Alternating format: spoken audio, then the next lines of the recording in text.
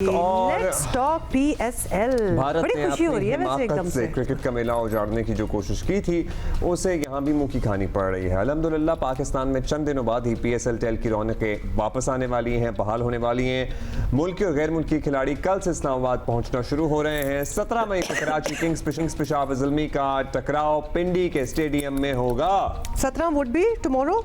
हाँ नहीं, day after tomorrow होगा, सैटरडे वीकेंड।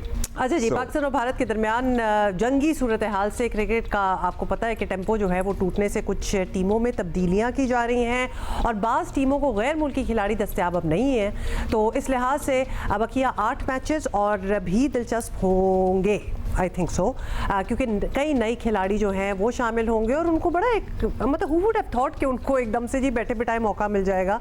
और अब टीमों के पास दोबारा ख़ुद को मनवाने का मौका है। डेफिनेटली मुल्तान सुल्तान्स इस दौर से पहले ही बाहर हो चुकी हैं और कोयटा ग्लैडिएटर्स जो हैं वो प्ले ऑफ मरहले में जगह पक्की कर चुके हैं और अब प्ले ऑफ के लिए लाहौर कलंदर्स, कराची किंग्स, पेशावर ज़ल्मी और इस्लामाबाद यूनाइटेड में मुकाबला होगा। ये देखना बहुत दिलचस्प होगा कि कौन सी टीम इस तब्दील शुदा सूरत हाल से फ़ायदा उठाते हुए ट्रॉफी के हकदार करार पाएगी। ये बताना भी ज़रूरी है कि मैचेस के टिकटों की फ़रोख्त में इजाफा हुआ है। इंडीड जिन शायकीन ने पुराने स्केड्यूल के मुताबिक टिकट्स खरीदे थे वो उन्हीं टिकटों पे आ जाएं, उनको मैच देखने दिया जाएगा। सो ये जज्बा और भी लोगों में हमारा बड़ा दिल चाह रहा है। We are going to make sure. से हम कहेंगे हाँ। भाई भर दें स्टेडियम। वैसे तो भर ही देते हैं पिंडी और लाहौर में, हाँ। लेकिन आप अगर थोड़ा सा कोई कोना खुदरा रह जाता है तो वो भी भर दें। हमारी रौनकें, हमारा स्टेडियम, हमारा क्राउड उतना ही पुरजोश और उससे ज्यादा पुरजोश ज्यादा नजर आना चाहिए जितना इस हमने आपको पता एक मैच तो हमने भी लाहौर जाके अटेंड किया था and what a match it was. और क्या मतलब मैच तो चलो लाहौर कलंदर जीत गया था, जबरदस्त बात हो गई, लेकिन जो क्राउड था it was packed. The stadium was packed और वो पैक्ड स्टेडियम की जो फीलिंग है अब हमें 2 रीजंस के लिए पैक्ड स्टेडियम्स चाहिए। एक तो ऑफ कोर्स क्रिकेट और दूसरा वेल यू नो व्हाई हमें जरा एक मैसेज भी देना है। फवाद आलम हमारे साथ है क्रिकेटर। फवाद भाई, पाकिस्तान सुपर लीग की इतनी जल्दी बहाली और पाकिस्तान क्रिकेट बोर्ड की एक बड़ी कामयाबी सर्टनली है ये। कितना बूस्ट मिलेगा इससे? मतलब ओवरऑल सिनेरियो में आप देखें, how important was it? What do you think? जी बिल्कुल जी बहुत बड़ी बात है क्योंकि जो सिचुएशन थी, जो सिनारियो था, ऐसे लग रहा था कि अभी तो पीएसएल होगी नहीं और आगे चली जाएगी, बकरा ईद के बाद होगी, पता नहीं होगी या नहीं होगी। और उसके बावजूद मीन्स के ये तकरीबन 6, 7, 8 दिन के बाद पीएसएल दोबारा शुरू हो रही है, तो बहुत बड़ी बात है और सारा क्रेडिट पीसीबी को जाता है, उनकी कोशिशों को जाता है और इसी तरह अल्लाह करे कि कामयाब भी हो।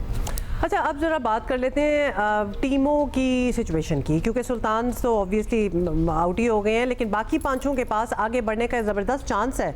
तो अब कुछ टीमें भी बदलेंगी और एक ब्रेक के बाद टेम्पो पर भी ऑब्वियसली फ़र्क तो आएगा। तो आपको लगता है कि टेबल पर इसका असर पड़ सकता है? ये सारी ऑब्वियसली फैक्टर्स हैं।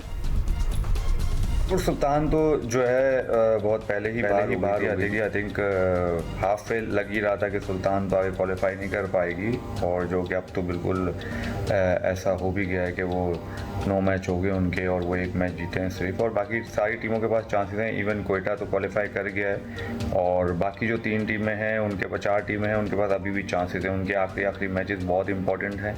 अगर वो एक दूसरे से हारते हैं तो कोई भी ऊपर नीचे जा सकता है, तो सबके लिए आने वाले मैचेस बहुत इंपॉर्टेंट है। अक्सर ऐसा होता है कि एक आध टीम के लिए इंपॉर्टेंट होता है, लेकिन इधर तो 4 टीमें लाइन में लगी हुई हैं जिनके लिए इन 4 में से 3 टीमें ऊपर जाएंगी और उन सबके पास चांसेस हैं कि वो आगे आने वाले मैचेस जीतें और क्वालिफाई कर सकें। अच्छा, ये बताइएगा व्हाट्सएप के अभी ज़ाहिर शुरू होने में 2 दिन है, लेकिन सब टीमों के मकामी खिलाड़ियों का तो हमें पता ही है। ये देखते हुए आपको पीएसएल जीतने के लिए फेवरेट कौन सी टीम लग रही है मौजूदा सूरत हाल में? फेवरेट अभी अब कहना थोड़ा मुश्किल होगा क्योंकि ज़ाहिर है इतना ब्रेक आया है और हमें ये पता नहीं है कि फॉरनर्स कौन से आ रहे हैं, कौन सी टीम क्या खेलेगी अब, क्योंकि इतना आसान नहीं होगा किसी भी फ्रेंचाइज के लिए अगर उनके मेन प्लेयर्स ना आए जो उनके लिए परफॉर्म कर रहे हों, जो उनके लिए मैच जीत के दे रहे हों। सो कॉम्बिनेशन बड़ा इंपॉर्टेंट है हर टीम के लिए। सो लेट्स सी, वो 1-2 मैचों बाद पता चल जाएगा क्योंकि हमें ये भी हो जाएगा कि भाई ये फॉरनर प्लेयर्स जो हैं अवेलेबल हैं, तो आई थिंक उससे हमें ज़्यादा पिक्चर क्लियर नज़र आएगी कि कौन सी टीम फेवरेट हो सकती है। अच्छा, ये भी बताएं बल्कि नेशनल क्रिकेट की अगर अब हम बात कर लें थोड़ा सा, तो कौमी टीम के लिए नए कोच आ गए हैं। तो मैं कहती हूँ एक टेस्ट केस ये होगा कि उन्हें आकिब जावेद और गैरी क्रिस्टन वगैरह से क्या अलग करना होगा कि हमारे नताइज भी ज़रा बदलें और हम भी इंटरनेशनल सतह पर ज़रा दोबारा कोई बड़ी टीम कहलाएं। What do you think he has to do? ये चीज़ें जो हैं चेंज होती हैं। आई थिंक अब ये दोबारा चीज़ चेंज हुई है और होपफुली हम दुआगो हैं कि ये टीम के लिए अच्छा एक डिसीजन हो और लेट्स सी, क्योंकि चीज़ें चेंज करने से जो है ज़्यादा चीज़ें बदलती नहीं हैं, क्योंकि देखें हमें चाहिए रिज़ल्ट हमारे हक में नहीं आते। जो सीरीज़ें हैं, जो छोटी सीरीज़ें हैं वो हमें नज़र आ जाती हैं तो हम कहते हैं हमने ये कर लिया वो कर लिया। आई थिंक जो बड़ी इवेंट्स हैं हमें उनका सोचना चाहिए।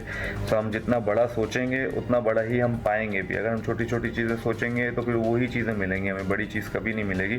सो होपफुली बस ये है कि रिज़ल्ट आए, चाहे कोच कोई भी बने, और टीम के लिए अच्छा हो, पाकिस्तानी कौम के लिए अच्छा हो, क्योंकि हम सब बहुत प्यार करते हैं क्रिकेट से। सो हमारे लिए बहुत मैटर करती है ये चीज़। सो होपफुली इस दफ़ा जो डिसीजन लिया पीसीबी ने वो अच्छा हो टीम के लिए और पाकिस्तान के लिए। इंशाअल्लाह। Thank you Fawad Alam.